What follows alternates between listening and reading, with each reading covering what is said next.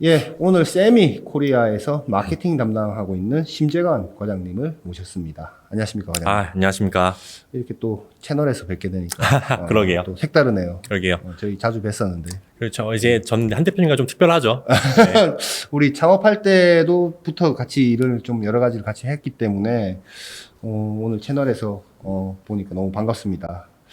그 세미 코리아에 대해서 잘 모르는 분들 꽤 있을 것 같은데 네. 뭐 하는 곳인지 좀 간단하게 소개를 좀 해주시죠. 네. 일단 세미코리아는 반도체 산업협회로 많이 알고 계실 거예요. 네. 그 중에서 저희는 반도체 장비, 재료, 부품 기업들로 구성된 산업협회입니다. 네. 전 세계 한 2,500여 개 기업들이 저희 협회로 구성되어 있고요. 지금 산업표준 제정, 그리고 이제 컨퍼런스 개최, 그리고 산업전 개최, 그리고 뭐 여러 가지 인재 육성을 위한 프로젝트들, 다양한 산업의 성장을 위한 정말 다양한 활동들을 하고 있는 협회라고 생각하시면 됩니다. 이게 한국에 기반을 둔 협회는 아니고, 그죠? 저희 본사는 이제 캘리포니아 밀피타스에 위치하고 있습니다. 미국에 있다라는 네. 거죠. 이게 지금 지사들이 한국에도 있고, 뭐 중국에도 있고 다 대만에도 있고 반도체 주요 지역은 다 있다고 생각하시면 됩니다. 지금 글로벌 지사는 총 전 세계 8개 지사 있죠. 운영되고 있습니다. 그렇군요. 거기서 한국의 지사의 위상은 어떻습니까? 한국은 사실 뭐 압도적이죠. 아시다시피 그래요? 네. 한국의 반도체 산업은 워낙 강하고 정말 견고하기 때문에 네. 그만큼 한국이 가지고 있는 이제 위상도 그만큼 크다고 할 수 있어요.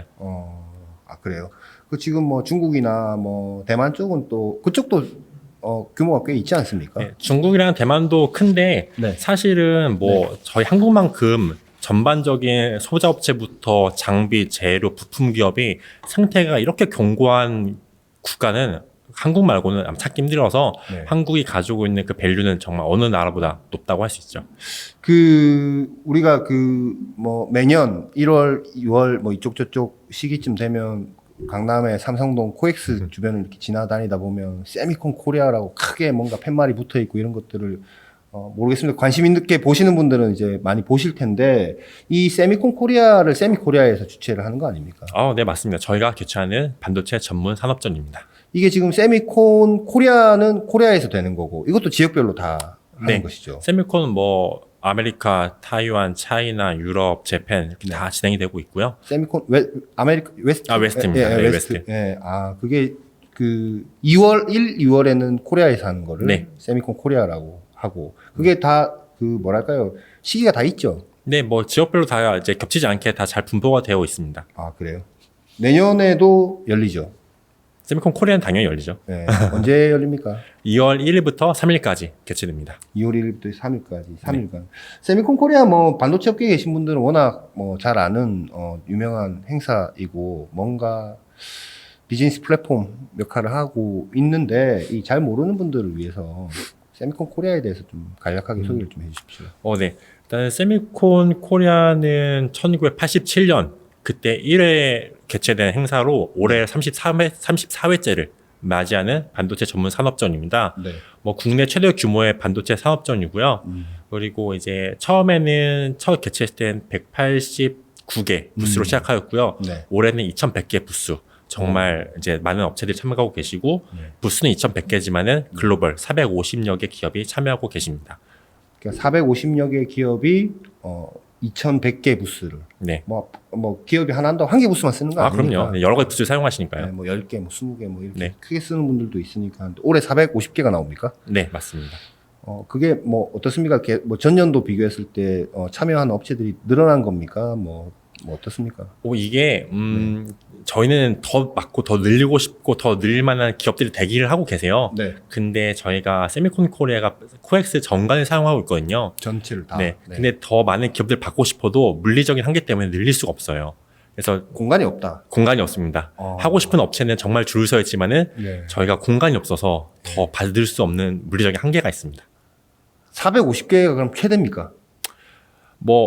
부스 개수도 네, 따라 그렇죠. 차이가 네. 있겠네요. 몇 개 기업이 부스를 줄인다 하시면 몇 개 기업은 작게도 나오실 수 있으니까요. 거기 참여하려면 어떻게 해야 돼요, 그러면? 일단은 저희가 세미콘 기간 중에 전시 참가한 기업을 대상으로 현장에서 내년도 부스 예약을 받거든요. 그럼 지금 내년 2월에 되는 거는 올해 초에 예약 받은 네, 분들이 맞습니다. 그렇군요. 예약에도 뭔가 우선순위가 있습니까? 뭐 우선순위 다양한 이제 저희가 포인트 제도가 있는데요. 네. 뭐 지속적으로 전시에 참가하신 분들에도 포인트가 있고 다른 여러 가지 더 차등적으로 포인트가 제공이 돼서 네. 그 포인트에 따라서 우선순위가 매겨지고 있습니다. 그럼 포인트가 낮은 기업들은 누가 나가기 전까지는 어쨌든 대기를 하셔야죠. 계속 대기해야 되고 네네. 못 나오시는 분들도 좀 있겠네요. 이 세미콘 코리아는 B2B 전시회인데도 불구하고 그렇게 이 참여를 많이 하려고 하는 이유가 뭐가 있나요?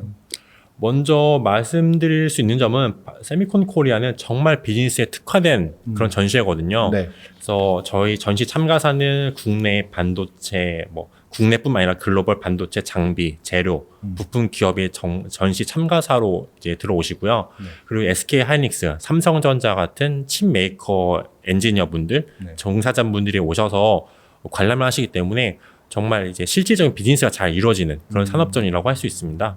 그리고 이제 오셔서 다양한 네트워크도 이제 확장하실 수 있으니까 네. 정말 그 가치가 어느 산업전과 비교해도 정말 높아서 네. 많은 분들이 이렇게 많이 찾아와 주시는 것 같습니다. 말하자면 이제 고객들이 많이 오는 네. 그 글로벌 고객사라고 할 수 있는 네. 양 S사가 와서 많이 보니까 말하자면 만남의 장을 이제 거기서 맞습니다. 만들어 주시는 거군요. 네. 올해 기조연설은 어떻게 됩니까 라인업이? 올해 기조연설은 이제 AMD, 네. iMac, 그리고 iMac. 네, 램리서치 이렇게 세 기업에서 참여하실 예정이고요. 네. 이제 보시는 것처럼 이제 칩메이커 그리고 글로벌 반도체 전문 연구기관 그리고 반도체 장비 기업 이렇게 참여를 하시는데 보시면은 다들 이제 비즈니스 카테고리가 달라요. 네. 저희가 기획한 의도는 이제 한 플레이어 입장에서 반도체 산업의 비전과 그리고 기술 로드맵을 설명하기보다는 각자의 역할과 각자의 카테고리 내에서 보고 있는 반도체 산업의 전망 그리고 기술 전망을 얘기하면서 더 다양하고 다채로운 그런 인사이트를 제공해드리고 싶었거든요. 네. 그래서 이번에는 각기 다른 산업군의 세 분의 연사를 모시게 되었습니다. 그 기조연설 외에도 뭐 굉장히 다양한 전문 컨퍼런스가 열리던데 주목해야 될 컨퍼런스가 있습니까? 네. 기조연설 외에 가장 핵심적인 컨퍼런스는 STS라고 할 수 있는데요. 네. 세미 테크놀로지 심포지엄이라고 해서 반도체 제조 기술 관련해서 6개 분과로 나뉘어서 각 분과별로 심도 있는 발표가 진행이 될 예정입니다. 이 심포지엄에는 반도체 소부장 기업뿐만 아니라 이제 SK 하이닉스라든가 삼성전자 같은 칩메이커에서도 발표를 하실 거고, 네. 그래서 최신 반도체 제조 기술에 대한 각 이제 산업별, 플레이어별 관점을 보여줄 예정입니다. 6개 분과는 뭐 대략 어떤 주제로 됩니까? 이제 리토그래피부터 이제 패키징까지 총 6개 분과로 나눠져 있습니다. 패키징까지. 네. 패키징 테스트도 포함합니까? 테스트 포럼이 따로 기획이 되어 있습니다. 아, 그래요? 네. 기후변화 대응에 대한 뭐 이런 것도 좀 세미나 준비하신 걸로 네. 알고 있는데. 사실은 지금 기후변화가 반도체 산업에서 큰 이슈이기 때문에 네. 최근에도 세미에서 65개 반도체 기업과 함께 기후 컨소시엄을 설립을 했거든요. 네, 이런 활동의 일환으로 저희 이번 세미콘 코리아에도 네. 서스테이너빌리티 포럼을 개최를 합니다. 네. 그래서 이 포럼에서는 이제 다양한 이제 똑같이 칩메이커뿐만 아니라 반도체 장비 기업들도 참여하셔서 넷제로를 위한 그들의 전략을 공유할 예정이거든요. 그래서 참여하시면은 우리가 기후 대응에 어떻게 대응해야겠다라는 새로운 인사이트를 발견하실 수 있을 겁니다. 최근에 그 반도체 업종은 인재가 많이 부족하다, 인력이 부족하다 해서 인력 양성을 해야 된다라고 정권 차원에서도 엄청 얘기를 많이 하고 있는데 뭐 꼭 관련된 뭐 컨퍼런스 이런 것도 준비를 하셨죠? 네, 준비되어 있습니다. 먼저 반도체 산업에 좀 더 우수한 인재를 모셔오기 위해서 네. 멘토링 프로그램이 진행이 되는데요. 네. 이공계 대학생을 대상으로 반도체 전문 이제 엔지니어분들이 참여를 하세요. 네. 참여하셔서 이공계 대학생들에게 어떻게 하면 반도체 사업에 들어올 수 있고 들어와서 어떻게 커리어 패스를 만들어 갈 수 있는지에 대해서 좀 심도 있는 멘토링을 제공해 드릴 예정입니다. 네. 그뿐만 아니라 좀 더 특별한 프로그램 하나 더 준비되어 있는데요. 네. 요즘 반도체뿐만 아니라 전 세계 다 이제 이슈인데요. 바로 다양성입니다. 그래서 지금 반도체 사업에서도 지금 아무래도 남초인 그런 산업 분야이다 보니까 어떻게 하면 우리가 여기서 더 다양성을 늘릴 수 있는가 많이 고민을 하였고 그 고민의 일환으로 저희 우먼인 테크라는 프로그램이 개최될 예정입니다. 그러니까 이미 첨단 산업 내에서 이제 여성 리더들을 모셔서 어떻게 하면 우리가 이 조직 내에서 이 다양성을 증진시킬 수 있는지에 대한 인사이트를 제공할 예정이고요. 여기서 중요한 거는 단순히 여성 엔지니어만 오셔서 이제 들으시라 이건 아니고요. 네. 여성 엔지니어와 함께 일하는 직장 선배 후배, 매니저분들도 오셔서 내가 어떻게 하면 반도체 산업에서 이 조직 내에서 다양성을 증진시킬 수 있는지에 대한 해안도 얻으실 수 있거든요. 그래서 이제 굳이 여성만 오실 게 아니라 모두 참여하셔서 좀 새로운 관점을 보시길 바랍니다. 주니어 엔지니어들을 위한 뭔가 튜터링 뭐 이런 것도 네, 있습니다. 맞습니다. 네. 멘토링뿐만 아니라 지금 저희가 이공계 대학생들이나 주니어 엔지니어 분들 위한 튜토리얼도 준비가 되어 있는데요. 아까 말씀드렸던 것처럼 STS와 같이 6개 분과별로 네. 기초 교육 과정이 준비되어 있어요. 네. 그래서 이제 반도체 산업에 조금 익숙지 않은 주니어 엔지니어 분들은 이 교육 과정을 들으시면 전반적인 반도체 제조 과정에 대해서 이해도를 많이 높이실 수 있습니다. 제가 세미콘 코리아 홈페이지 방문해 보니까 스페셜 피처스라는 부분도 눈에 띕니다. 이 부분은 어떤 겁니까? 네. 다양한 좀 특별한 프로그램이 준비되어 있는데 네. 첫 번째로 말씀드릴 만한 거는 이제 세미콘 코리아가 비즈니스에 정말 특화되어 있는 이제 산업전이거든요. 네. 그 일환으로 이제 국내 소부장 기업들의 해외 시장 진출을 위해서 저희가 서프라이 서치 프로그램이라고 해서 구매 상담회가 진행이 됩니다. 네. 올해는 글로벌 파운드리, 키옥시아, 인텔에서 참여하실 예정이고요. 네. 국내 소부장 기업들과 약 100여 회 비즈니스 미팅을 진행하실 예정입니다. 그건 사전에 신청을 해야 네, 맞습니다. 이미 신청이 다 됐습니까? 이미 거의 다 신청이 그래요? 이미 신청 중인데 거의 다 완료된 걸로 알고 있습니다. 인텔 키옥시아 글로벌 파운드리랑 거래 하여튼 이렇게 상담하는 거를 하려면 미국에 날아가든지 싱가포르 날아가든지 해야 되는데 그런 기회도 여기서 이제 맞습니다. 장을 만들어 주시는 거군요. 세미콘 코리아 다시 한번 좀 여쭤볼게요. 언제 열린다고요? 2023년 2월 1일 수요일부터 3일 금요일까지 서울 코엑스에서 진행이 됩니다. 공짜입니까?